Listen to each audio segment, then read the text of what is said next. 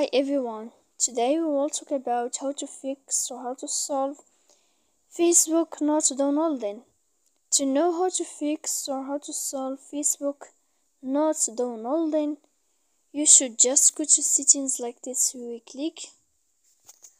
After that, in this page, you will go to apps, default apps, app settings. When you will see this list, you will go down to find the application of Facebook here and you will enter like this. Then in this page you will go down to click for stop. When you will end this, you will enter to storage.